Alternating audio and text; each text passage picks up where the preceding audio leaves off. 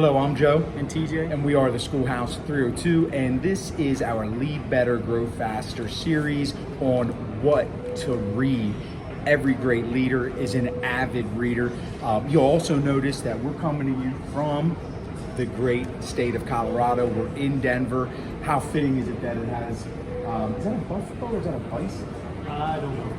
I'm going to go with bison. I'm going to go with bison. Well, this month and the last month, knowing that most educators right now, school leaders, are focused on implementing different initiatives in their school this upcoming year. Look, all of that excitement around the initiative, it has to be done right or it won't last. So all of the excitement where closing the student achievement gap, or maybe your DEI practices, restorative practices, all of those goals may not be reached because you're simply not doing things right, which leads to our first book, Right from the Start. This is James Marshall. We interviewed James. And TJ, you had some awesome takeaways from James, the interview. You want to share any of those? Yeah, sure. James's interview was awesome. The one thing that I really liked is that as educators, when we're implementing, we often look for gaps in implementation. And the thing I took away was that he looks for bright spots first. What are we doing that is working that we can replicate? And I think that's an awesome way to look at an initiative. We've been so trained in school improvement to find the things we're doing wrong and correct them. And that is a good way to look at things. But to start with the bright spots, I thought that was a stellar takeaway. 100%. And you've been talking a lot lately, TJ, about, innovation is critical, but replication is key. And that's why we love this book. The other thing that really stands out is there is a lot of just really basic implementation things that you can do in this book.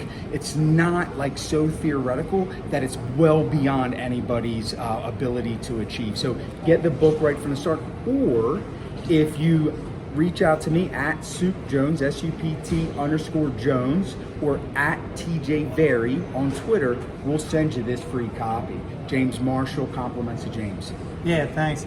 James's interview was so great. So check out that interview on our site as well. The pre-planning part of that is what the get it right from the start part is another thing that I took away from it. I mean, it's so important that we pre-plan, and often he says we start with implementation, like at the go, here we are, having teachers do something, setting expectations, instead really sitting down and pre-planning, which is why we wrote that recent blog post with pre-planning in it, and we'll link that in the show notes. I also wanted to say what's important about initiatives, getting things right, is teacher leadership. And Joe said that this is the time of year when folks are often in their initial stages of planning for new initiatives, restorative practices, new grading reform. That's true, but we're always in initiative implementation. We have to think about initiative implementation as an ongoing thing, and guess who can help with that? Teacher leaders. This is a great book, folks. It's called Every Teacher a Leader, Developing the Needed Dispositions, Knowledge, and Skills for Teacher Leadership. It's actually what the Schoolhouse 302 got started doing, is helping schools develop teacher leaders. We come into schools and help schools and districts build teacher leader teams and have those teacher leader teams meet the standard for what it means to be a teacher leader, and then have them help with the initiative. This is the thing we see all the time. We've actually been in schools and districts around the country. They don't even have teacher leader teams. Then when they do, they spend all their time getting teacher leaders to implement new initiatives, but they don't train them in leadership. It's wild. Dispositions, knowledge, and skills to be a teacher leader. You can't just put people in positions and expect them to lead. We need to give them leadership training. It's what the Schoolhouse 302 does, but it's also a book recommended to you here by Levin and Schramm. You can pick this up and you can help your teachers be better teacher leaders. Yeah, and the reality is when we talk about things with an initiative, like, we have to have buy-in. Look, we interviewed Doug Reeves. Doug put it out there and said, look, buy-in's a myth. One thing, though, what we would tack on with that is when you empower and equip your teacher leaders, that's the buy-in. You're leading, you're influencing, you're empowering, you're equipping. That's the heart of leadership. So we always try to leave off with a tip. My tip this time around, TJ, is simple.